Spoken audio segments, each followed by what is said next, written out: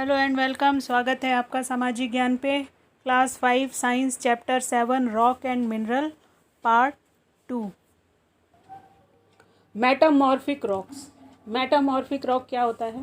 Metamorphic rock is the result of the transformation of existing rock in a process called metaphorism which means change in form. Most metamorphic rocks were once either igneous or sedimentary. बीच का process है ना, तो वो अभी क्या है, बलुआ पत्थर की चट्टान थी और उसके बाद में क्या हुआ कि टूट फूट हो गई, अब वो टुकड़ों में बिखर गई। अभी वो सेडिमेंट्री रॉक थी और सेडिमेंट्री से अभी वो एग्नीशियस नहीं बनी। उसके बीच की जो स्थिति है, बीच का जो पार्ट है, पोर्शन है उसका, उसको कहते हैं metamorphic rock. Most metamorphic rocks were once either igneous, या तो पहले वो एग्नीशियस रही होगी या वो सेडिमेंट्री रही होगी, अब टूट फूट हो रही है, टनोटन प्रेशर उसमें आया है, which favours heat built up change them to metamorphic rock. तो जिसकी वजह से अब वो क्या है, इस फॉर्म में आ गई है। In some rocks of minerals are broken into smaller ones while in the other the mineral are stretched into flat particles. There are many kinds of metamorphic rocks. यहाँ बहुत तरह की metamorphic rocks होती हैं, जैसे slate. Slate is a metamorphic rock made from shells. It breaks into thin layers. It is used to make slate and blackboard. काले रंग का ब्लैक बोर्ड आपने देखा होगा सबने। स्लेट जो है उसी से बना होता है और ये मेटामॉर्फिक रॉक है, यानी ये बिल्कुल उसी तरह का होता है जैसे अभी आपने माइका में देखा था ना, पेपर्स की तरह से, उसी तरह स्लेट भी होता है। ये ब्लैक उसका होता है और अगर उसको कोई दबाएगा या वो ज़मीन पे गिर जाएगी तो वो स्लेट टूट जाएगी, बीच में से 2-3 टुकड़े उसके हो जाते हैं। जो अभी करंट में आ रही है वो तो आपका लोहे का या प्लास्टिक का रहता है जिसमें ब्लैक पेंट रहता है, इसकी बात नहीं करी। इससे पहले स्लेट्स चलती थी, अभी भी कई जगह पे आपको शायद मिल जाएंगी। Genesis is metamorphic rock that is formed from granite. Granite बताया पत्थर होता है। आप में से बहुत सारे बच्चों ने, अगर आप लोग साउथ इंडिया में गए हो या यहाँ दिल्ली में या कहीं और पे भी, ब्लैक कलर की जो मूर्तियाँ होती हैं वो ग्रेनाइट की बनी हुई होती हैं। जैसा कि आप यहाँ पे देख पा रहे हैं, ये ग्रेनाइट की मूर्ति बनी है। साउथ इंडियन टेम्पल्स में इसी तरह की मूर्तियाँ आपको देखने को मिलती हैं।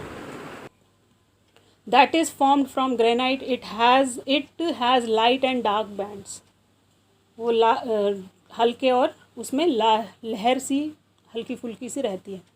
Marble is a widely use metamorphic rock. It is found in different colors, white being the most common. Polished marble gleams, so it is used to make statues and buildings.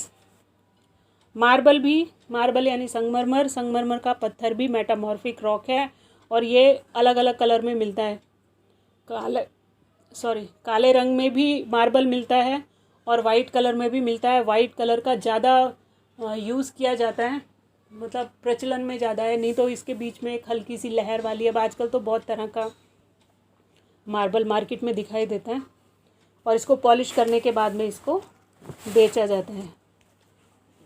क्वार्ट्ज़ाइट was one sandstone. Quartzite is too hard to be use as building stone but it is use for making statue. अब ये क्वार्ट्ज़ाइट है। आपने गिट्टे देखे होंगे, road बनाने वाले जो होते हैं, मोटे मोटे गिट्टे होते हैं, और मतलब बहुत सारे बच्चों ने देखे होंगे। रोड बनाने के लिए ज़्यादातर यूज़ किया जाता है। ये सारा क्वार्ट्ज़ाइट पत्थर होता है।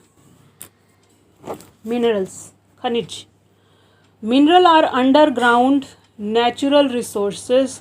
सम minerals found in rock are metallic and some are non metallic. Minerals को 2 भागों में बांटा जाता है, मेटलिक और नॉन मेटलिक। वो मिनरल्स जिनसे धातुएं निकाली जाती हैं, और दूसरा नॉन मेटलिक जैसे पेट्रोलियम वगैरह, पेट्रोलियम कोल, ये नॉन मेटलिक हैं। Metallic mineral. Some useful metal can be profitably obtained from metallic mineral called ores such as hematite, bauxite, pyrite, and calamine. We get iron, aluminium, copper, and zinc respectively from these ores. These metals are commonly used for making utensils, machines, furniture, wire, coins, and coaches of train and aeroplanes. Precious metal like gold, silver, and platinum are used for making jewelry. कुछ जो metal इसमें यहाँ पे बता रखे हैं वो निकाले जाते हैं मिनरल्स ओर की शक्ल में। ओर होता है कच्चा पदार्थ, जिसमें आपका हेमेटाइट आता है। हेमेटाइट से आपका निकलता है आयरन, बॉक्साइट से एल्युमिनियम, पायराइट से कॉपर और कैलामाइन से जिंक निकलता है। इसमें आगे मैंने कुछ इमेजेस दिए हैं तो आप देख के समझ पाएंगे कि आयरन किस चीज़ से निकलता है और किस तरह का होता है जब स्टार्टिंग में उसको निकाला जाता है, यानी वो आयरन ओर है जो आप देखेंगे। और इसी तरह से आप जिंक इसके नगेट्स भी देखेंगे जो गोल्ड के और प्लैटिनम के होते हैं, जो बहुत प्रीशियस होते हैं और ज्वेलरी बनाने के काम में लाए जाते हैं। इसी तरह से आपने देखे होंगे यूटेंसिल्स होते हैं फ्रेम। मशीन्स में ये पार्ट्स मशीन के बनाने के लिए धातुएं यूज़ होती हैं। फर्नीचर में वायर, तारें बनाने में जो आपकी बिजली की तारें होती हैं। कॉइन, सिक्के जो आपके होते हैं 2-3 धातुओं को मिला के बनाए जाते हैं। कोचेज़ ऑफ ट्रेन और एरोप्लेन, एरोप्लेन का जो आउटर हिस्सा होता है और अंदर के पार्ट्स जो रहते हैं, पार्टिकल्स जो होते हैं, उनको बनाने के लिए भी धातुओं का इस्तेमाल किया जाता है। गोल्ड और सिल्वर दोनों फॉर्म में मिलते हैं। गोल्ड कई बार प्योर फॉर्म में, मैक्सिमम टाइम प्योर फॉर्म में अगर कोई धातु मिलती है तो वो गोल्ड ही होता है। और गोल्ड के नगेट्स मिलते हैं जहाँ पे नदी के किनारे वगैरह, तो वहाँ छोटे छोटे हिस्सों में ये मिलते हैं। अभी आगे आप एक क्लिपिंग में देख पाएंगे। और दूसरा सिल्वर और गोल्ड की खाने भी होती हैं। तो कुछ पत्थर ऐसे होते हैं जो चांदी के जैसे चमकते हैं, वो भी आपको आगे मिलेंगे। और प्लैटिनम भी सेम तरह की बहुत प्रीशियस धातु है। गोल्ड और प्लैटिनम में फ़र्क है कि गोल्ड बहुत सॉफ्ट धातु होती है, जबकि प्लैटिनम उसके रिवर्स बहुत हार्ड धातु होती है। Non metallic mineral, coal and petroleum are valuable underground resources. They contribute greatly to our total energy supply. Non metallic में कोल, कोयला और पेट्रोलियम आते हैं और ये अंदर से निकाले जाने वाले नॉन रिन्यूएबल सोर्सेज हैं। अगर एक बार ख़त्म हो जाएगा तो दोबारा नहीं मिलेगा। और ये यूज़ करते हैं हम लोग एनर्जी की सप्लाई के लिए और एनर्जी को प्राप्त करने के लिए। जैसे आप गाड़ियाँ चलाते हैं तो पेट्रोल डीजल यूज़ करते हैं, और अगर घर में खाना पीना बनाते हैं तो कोल यूज़ होता रहा है लंबे समय तक। बिजली बनाने के लिए भी कोल का इस्तेमाल किया जाता है। Coal is one of the most valuable minerals stored in the earth. It has been used as a fuel for hundreds of years. Asia has more than 1/3 of the world's coal. Millions of years ago, land was low-lying and covered with thick swampy forest. As plants died, they fell into the swamp and began to decay. New vegetation pressed the dead plants to the bottom. कोयला जो है वो सबसे important और सबसे ज़्यादा महंगा mineral है जो कि धरती के अंदर स्टोर है। और भारत के, एशिया के अंदर पूरे वर्ल्ड का 1/3 हिस्सा है। अगर 100% आप सबका मान लो तो 75% जो है वो सिर्फ एशिया में है। अब ये बने कैसे? लाखों साल पहले पूरा का पूरा जो पृथ्वी थी वो बहुत घने जंगलों से ढकी हुई थी, और किसी रीज़न से वो जो जंगल थे वो मिट्टी के अंदर दब गए। हो सकता है भूकंप आया हो, कई बार बोलते हैं कि एस्ट्रॉयड्स वगैरह गिरे थे जिसकी वजह से डायनासोर मर गए। तो ऐसा कुछ हुआ जिसकी वजह से बहुत सारे जंगल ज़मीन के अंदर दब गए और उनके ऊपर नए प्लांट्स उग गए। और ये प्रोसेस कई 100 सालों तक चलता रहा। जो तब के दबे हुए पेड़ पौधे थे वो आज की डेट में कोल में चेंज हो चुके हैं, क्योंकि उनके ऊपर बहुत ज़्यादा ऊपर से दबाव पड़ा और वो लकड़ी जो थी वो कोयले में कन्वर्ट हो गई। Due to extreme press the vegetable matter change into peat, lignite and coal. बहुत ज़्यादा एक्सट्रीम प्रेशर की वजह से जितना भी मिट्टी में पेड़ पौधे दबे थे वो पिट, लिग्नाइट और कोल में चेंज हो गए। In India coal mines are situated in Sohagpur Madhya Pradesh, Dhanbad Jharkhand, Raniganj west Bengal, Neyveli Tamil Nadu और सिंगरेनी तेलंगाना।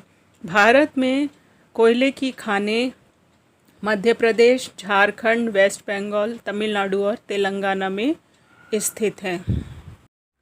कोयला जो है वो कहाँ पे अब यूज़ होता है? Coal is used as a fuel, ईंधन के रूप में कोयला इस्तेमाल होता है। For cooking, for heating home and buildings, for producing electricity in power plants, in steam engine में भी कोयले वाले इंजन चला करते थे पहले। रेलवे म्यूज़ियम में अभी भी रखे होंगे वहाँ पे।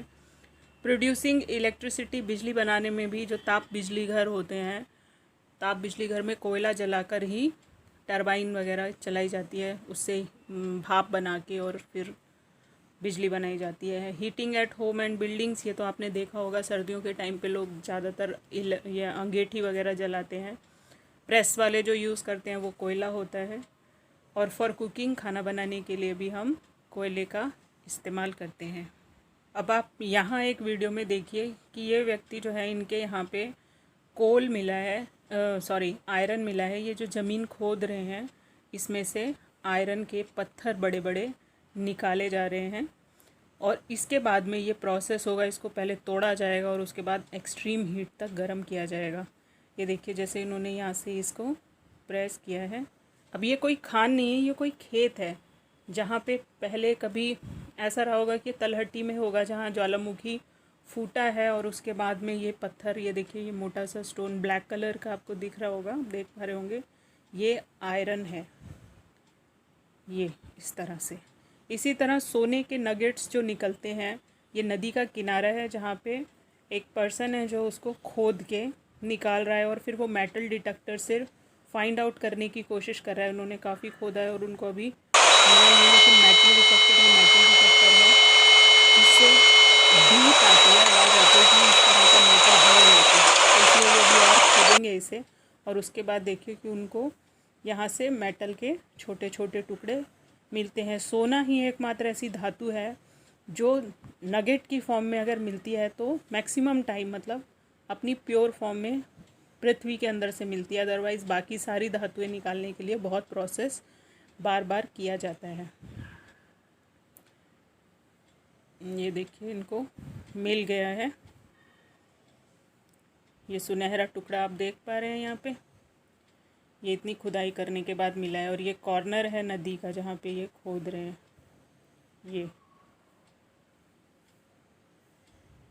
ये धो के दिखा रहे हैं, ये देखिए इसी फॉर्म में सोना मिलता है। और कई बार चट्टानों में भी होता है, ऐसा नहीं कि सिर्फ नगेट्स में ही मिलता है, चट्टानों में भी मिलता है। ये छोटे छोटे टुकड़े आपको मिल रहे हैं। कई बार आपने सुना होगा, न्यूज़ में भी आता है कि नदी के किनारे ये है चांदी और सोने की खान। इसमें ये जो आप सिल्वर पार्ट देख रहे हैं ये चांदी है और ये बाकी टुकड़ों में ये जो गोल्ड पार्टिकल्स दिख रहे हैं इसमें ये सोना है। और ये उसी तरह जैसे हमने पहले देखा था ना, खानों में से लोग पत्थर टाइप निकालते हैं, ये उसी तरह से निकला है। अब ये है प्लैटिनम का नगेट। जिस तरह भी आपने सोने का देखा था, प्लैटिनम की भी खानें होती हैं और ये प्लैटिनम का नगेट है। स्टार्टिंग में ये इसी तरह का होता है और उसके बाद इसको पिघला के और दूसरी चीज़ों के लिए इस्तेमाल किया जाता है। ये यहाँ पे किसी पर्सन को ये खोजने के लिए कुछ निकले थे तो इन्हें यहाँ पे एक उसमें स्मेल आई डीजल के जैसी और फिर उन्होंने गड्ढा खोदा तो यहाँ पे उनको एक छोटी सी जगह मिली 2-2.5 मीटर अंदर खोदने के बाद में, जहाँ से उन्हें कच्चा तेल मिला। कच्चा तेल इस तरह का होता है, क्रूड ऑयल जो आप देख रहे हैं ना काले से रंग का। अब इसको निकाल के जब प्रोसेस किया जाता है तो इसमें से अलग अलग चीज़ें निकलती हैं। तो ये यहाँ से इसको ले जाएंगे और उसके बाद में इसे प्रोसेस करेंगे, टेस्ट करेंगे।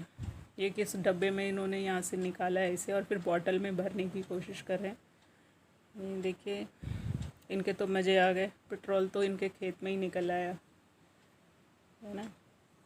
ये क्रूड ऑयल है, आप देखो इसे कि ये कितना काला और वो वैसा है जैसे कीचड़ होता है उस तरह से। ये इन्होंने यहाँ पे इसे बॉटल में भर लिया है और यहाँ पे ये फर्दर इसका प्रोसेस करेंगे। ये जो बड़ा सा आपको कंटेनर दिख रहा है इसके अंदर वो क्रूड ऑयल डाला जाएगा। यहाँ से जो हीट दी जाएगी नीचे से, और अलग अलग उसमें जो इस बॉटल में जो आप देख रहे हैं ट्रांसपेरेंट जार, इसमें जो इकट्ठा होगा वो पेट्रोल होगा। बड़ी बड़ी फैक्ट्रीज़ में जहाँ पे होता है ये जार बहुत लंबा बड़ा होता है, और अलग अलग लेवल तक इसको जब हीट से यही क्रूड ऑयल जो है ये अलग अलग उसमें डिवाइड हो जाता है। उसमें पैराफिन और पेट्रोल और डीजल, सबसे ऊपर जो आता है वो पेट्रोल होता है, और उसके बाद में डीजल हो गया आपका, जो लुब्रिकेंट के लिए आप यूज़ करते हैं, ग्रीस हो गया, और वैसलीन हो गया। इस तरह की चीज़ें इसमें स्टेप बाय स्टेप नीचे नीचे जमा होती रहती हैं। तो मुझे उम्मीद है कि आपको ये सब कुछ देख के मज़ा आ रहा होगा और अच्छा लग रहा होगा। आपको याद रहेगा कि कोई चीज़ किस तरह से मिलती है और धातुओं को किस तरह से प्रोसेस किया जाता है। इससे थोड़ा बहुत अंदाज़ा तो आप लगा ही पा रहे होंगे। In blast furnaces in the steel industry, coal जो है वो स्टील इंडस्ट्री में भी यूज़ होता है, उसको एक्सट्रैक्ट करने के लिए। जो स्टील का जो रॉ होता है और आयरन ओर को अलग करने के लिए भी कोयला इस्तेमाल होता है। Petroleum, half of the energy used in the world today comes from petroleum, a fossil fuel. विश्व की आधे से ज़्यादा एनर्जी जो विश्व यूज़ कर रहा है, इस्तेमाल कर रहा है, वो पेट्रोलियम पदार्थों से उनको मिल रही है। ये फॉसिल फ्यूल है, जीवाश्म ईंधन है। ये फॉसिल का मतलब होता है जो मर गए और बहुत टाइम पहले ज़मीन के अंदर दब गए, तो उनसे जो अब मिल रहा है वो फॉसिल फ्यूल कहलाता है। पेट्रोलियम और crude oil has several names like rock oil, fossil fuel, black gold and liquid sunlight. This fossil fuel is formed from the dead remain of ancient land and sea creature. Millions of years ago, the dead remains of these living things got buried in layer and gradually changed into oil and gas. अब देखिए हुआ क्या, बहुत time पहले petroleum को crude oil कहते हैं, यानी कच्चा तेल भी बोलते हैं इसे, और अलग अलग नाम है, जैसे चट्टान का तेल, जीवाश्म ईंधन, फॉसिल फ्यूल मतलब जीवाश्म ईंधन, ब्लैक गोल्ड काला सोना, और लिक्विड सनलाइट यानी सूरज की पिघली हुई रोशनी। तो इन नामों से इसको बुलाया जाता है। और अभी जितनी फाइटिंग आपने देखी है इतने सालों से कुवैत और इसमें जब लड़ाई वड़ाई चल रही है, तो उसके पीछे सबसे बड़ा कारण क्या है? तेल का कारण है। क्योंकि ये लोग सब अमेरिका तेल के पीछे परेशान और रशिया तेल के पीछे परेशान, और ये जो बीच का एरिया है अरब वाला, वहाँ पे तेल के हैं भंडार, और इसीलिए उस पर अपना कब्जा रखने के लिए ये लोग आपस में लड़ते भिड़ते रहते हैं। Millions of years ago, dead remains of these living things got buried in layers and gradually changed into oil and gases. बहुत साल पहले देखिए, अगर कोई जानवर मिट्टी के अंदर दब जाएगा, तो जैसे इंसान है, हम लोगों की बॉडी में 75% पानी होता है, हड्डी होती है, चर्बी होती है। ये जो चर्बी वाला फैक्टर है, ये बड़े बड़े जानवरों में, छोटे बड़े सब जानवरों में होता है। जो बड़े जानवर होते हैं, गैंडे जैसे मतलब जैसे गैंडा हो गया, पुराने टाइम पे आपके यहाँ पे डायनासोर थे, तो जब वो मिट्टी के अंदर दब गए, तो वो जो उनका फ्लैशी हिस्सा था, चर्बी वाला हिस्सा था, वो उसके नीचे कई सालों तक सड़ता गलता रहा, और उसके बाद में आज की डेट में वही क्रूड ऑयल है। In India, petroleum is obtained from many places. Some of these are Ankleshwar in Gujarat, Digboi in Assam, and Bombay High on the Mumbai coast. The main use of petroleum is as fuel in different forms. It is also used for dry cleaning. It is used for making lubricating oil, printing ink and medicine. Bharat में petroleum जो है वो कई जगह से निकाला जाता है। अंकलेश्वर जो गुजरात में है, डिगबोई जो आसाम में है, और मुंबई हाई जो मुंबई कोस्ट पे यानी मुंबई के तट पर है। पेट्रोलियम मुख्य तौर पे फ्यूल के लिए इस्तेमाल किया जाता है, यानी ईंधन के रूप में इस्तेमाल होता है। यह ड्राई क्लीनिंग के लिए भी इस्तेमाल होता है। ड्राई क्लीनिंग के लिए आपने सुना होगा, कपड़े कभी कई बार घर से ड्राई क्लीनिंग के लिए जाते हैं।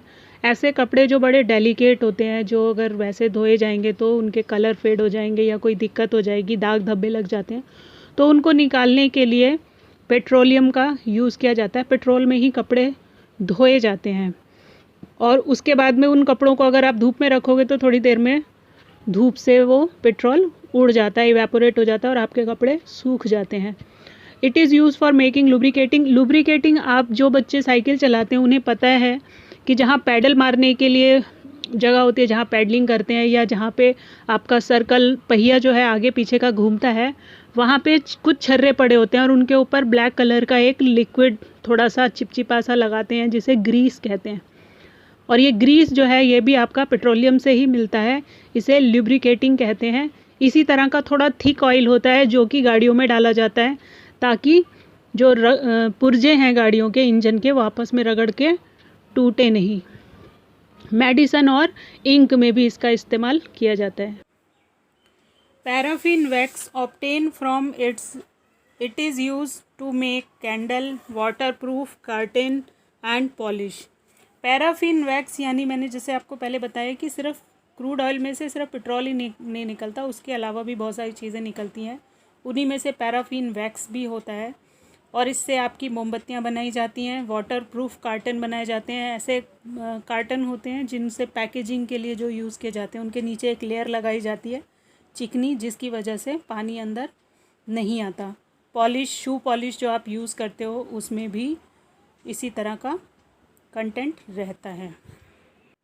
Conserve natural resources. कंजर्व का मतलब होता है बचाना। आपने अभी कंजर्वेशन ऑफ सॉइल पढ़ा है इससे पहले चैप्टर, जहाँ हम क्या करते हैं, मिट्टी को ही बचाते हैं ताकि मिट्टी का इरोजन ना हो, यानी सॉइल इरोजन ना हो, मिट्टी का कटाव ना हो। उसी तरह से नेचुरल रिसोर्सेज को भी हमको क्या करना चाहिए, बचाकर इस्तेमाल करना चाहिए। The earth has enough for everybody need but not enough for everybody's grid.